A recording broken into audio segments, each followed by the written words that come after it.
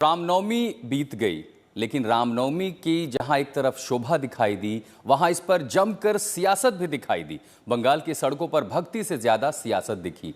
जय श्री राम के नारों के साथ शोभा यात्राएं निकली। वहीं टीएमसी का आरोप है कि बीजेपी त्योहार की आड़ में माहौल को बिगाड़ने की साजिश रच रही थी, लेकिन ममता बनर्जी ने उसे असफल कर दिया।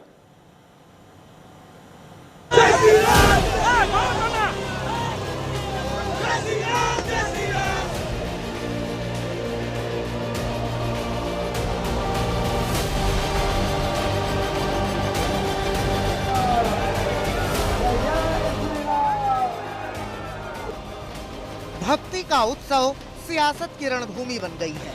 पश्चिम बंगाल में जहां एक ओर आस्था का सैलाब दिखा, तो दूसरी ओर 2026 की सत्ता की घंटियां बज उठी। ये तस्वीरें बताने के लिए काफी हैं कि पश्चिम बंगाल का मूड क्या है। हावड़ा से लेकर मालदा, नंदीग्राम से लेकर बीरभूम और आसनसोल से लेकर कोलकाता तक भगवा लहराया। बंगाल में रामनवमी का पर्व बन गया है 2026 विधानसभा का चुनावी महासंग्राम, जिसको लेकर बीजेपी ताल ठोक रही है। यूपी के सीएम योगी के बटेंगे तो कटेंगे के नारे को लेकर बंगाल में शुभेंदु अधिकारी ने बड़ा दावा कर दिया है। बीजेपी राजनीति नहीं कर रहा है, ममता बनर्जी हिंदू को गाली दे रहा है। आज आप राम मंदिर की भूमि पूजन कर रहे हैं, क्या कहेंगे हिंदुओं को? अयोध्या राम मंदिर का इंतजार था, वो बन गया। मोदी जी, जोगी जी बना दिया, सुप्रीम कोर्ट बना दिया। भाई लगाओ यार, मंदिर होना चाहिए। राम भी भगवान है, राम भारत का आस्था का प्रतीक है। बंगाल में हिंदू इस बार बांटने वाला नहीं है। भगवा लहर, भगवा लहर। नंदीग्राम में शुभेंदु अधिकारी ने राम मंदिर की नींव रखी, यानी 2026 के चुनाव के लिए पूरा प्लॉट तैयार किया जा रहा है। आसनसोल दक्षिण विधानसभा की विधायक अग्निमित्रा पॉल ने रामनवमी के मौके पर सर पर पगड़ी बांधी और फिर हवा में तलवार लहराकर हुंकार भर दी।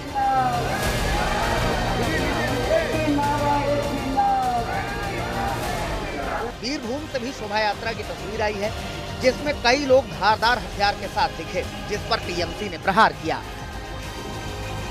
ये लोग तो सुनते नहीं है ना, डिसोबीडियंट है। भारतीय जनता पार्टी इस विषय में माहिर है। गलत फहमियाँ फैलाओ, गलत बात करो, कुत्सा करो, किसी को अपमान करो, इसके लिए वो माहिर है। तो ये उनकी प्रयास है हमेशा की तरह। अभी भी कुछ नहीं है, कोई समस्या नहीं है, लेकिन हाँ अशांति होगी, अशांति कोई हमें रोकने की कोशिश करेगा तो देख लीजिए। ये सब कहने की जरूरत, ये सब है धमकियाँ देना। ये का प्रमाण करने की कोशिश कर रहे हैं। मिছিল निकलेगा, उसमें अस्त्र प्रदर्शन होगी, डीजे बजेगी, ये क्या कल्चर है? रामनवमी के मौके पर बंगाल में 10 जिलों को संवेदनशील घोषित किया गया है। से पता चल रहा है कि बंगाल में हिंदू सेकंड दर्जे के नागरिक है, इसलिए ऐसा हो रहा है। सेकंड दर्जे की नागरिक बना के ममता बनर्जी ने, सिटीजन बना के ममता बनर्जी ने रख लिया। रामनवमी पर ऐसे आयोजन के जरिए बीजेपी ने 2026 के विधानसभा चुनाव को देखते हुए संदेश देने की कोशिश की है। घर घर से लोग एकदम रास्ते के ऊपर है। रामनवमी को मनाया जा रहा है जैसे दुर्गा पूजा हम लोग मनाते हैं। आप पश्चिम बंगाल में सबसे बड़ा गर्व का बात है, पूरा देश में राम छा गए हैं। पश्चिम बंगाल में घर घर में भी राम छा गए हैं। ये परमिशन का जरूरत नहीं होता है, ये हम लोग का धर्म का है। अगर दुर्गा पूजा में कोई विसर्जन के लिए अगर ये पश्चिम बंगाल में सिर्फ परमिशन मांगता है, बाकी जगह में नहीं होता है। धर्म का बात है, यहाँ पे किसी को कोर्ट से परमिशन लेना पड़ता है, पुलिस से परमिशन नहीं देंगे। पुलिस अभी कैडर हो गया है, पुलिस अभी पुलिस नहीं है।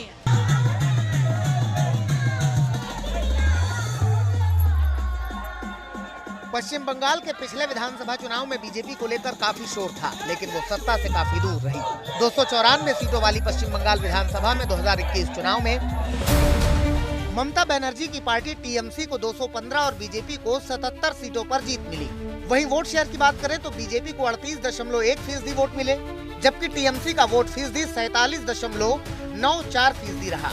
यानी बीजेपी से करीब 10% ज्यादा टीएमसी को वोट मिले। हालांकि 2016 के विधानसभा चुनाव में बीजेपी के प्रदर्शन से तुलना करें तो पिछली बार बीजेपी का प्रदर्शन शानदार रहा था। 2016 में बीजेपी को सिर्फ 3 सीटों पर जीत मिली थी। इस रामनवमी पर पश्चिम बंगाल का नजारा बदला नजर आया। मुस्लिम समुदाय के लोगों ने जुलूस में शामिल लोगों पर फूल बरसाए। पश्चिम बंगाल में मुस्लिम वोट किसी भी पार्टी का खेल बिगाड़ सकता है या बना सकता है, क्योंकि यहाँ मुस्लिम वोटर करीब 30% हैं। हालांकि बंगाल की खाड़ी से ध्रुवीकरण के सुनामी उठी तो बंगाल के सियासत का रंग रूप ही बदल जाएगा। इसलिए टीएमसी भी फूंक फूंक कर कदम रख रही है। कोलकाता में टीएमसी नेता भी रामनवमी यात्रा में शामिल हुए। कुणाल घोष मुस्लिम समुदाय के लोगों के साथ इस यात्रा का हिस्सा बने, लेकिन बीजेपी किसी भी हाल में ममता पर ममता दिखाने के मूड में नहीं है। देखिए, 10 दिनों से ममता बनर्जी जो मुख्यमंत्री हैं, ये सनातनियों का अपमान कर रही हैं और सीधे कह रही हैं कि दंगा होगा। अरे आप एक मुख्यमंत्री हैं, आप दंगा होगा कैसे कह सकती हैं? आपका काम है इस राज्य का एडमिनिस्ट्रेशन ठीक रखना। आप किसको, सनातनियों को दंगाबाज बना रही हैं? आप देखे होंगे बांग्लादेश के जिहादी संगठन ने उनको कहा है कि आप घोषणा कर दीजिए कि आप भारत के बाहर हैं। अरे भारत के बाहर बांग्लादेश नहीं, बंगाल को बांग्लादेश नहीं बना सकते हैं। हम लोग बांग्लादेश को लेने वाले हैं, घबराइए मत ममता दीदी आप। 2026 का चुनाव अभी 2 साल दूर है, लेकिन सियासी मैदान अभी से गर्मा गया है। पश्चिम बंगाल में टीएमसी अभी से अलर्ट है, जबकि बीजेपी पहले से अटैक मोड पर है। या यूं कहें कि रामनवमी के मंच से 2026 की रणनीति का आगाज हो चुका है। सूर्याग्नि रॉय के साथ अनुपम मिश्रा, कोलकाता, आज तक।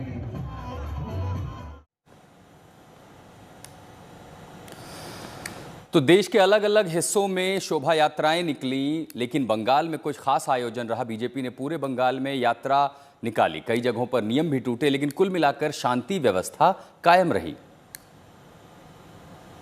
पूरे राज्य में करीबन हजारों से अधिक ऐसे मेगा शोभा यात्रा जो है रामनवमी के अवसर पर पालित किया जा रहा है। शुभेंदु अधिकारी ये मेगा शोभा यात्रा जो है कोलकाता में कर रहे हैं, जहां पे भारी भीड़ जो है वो उभर आई है। यहाँ पे जो देखा जा रहा है कि राम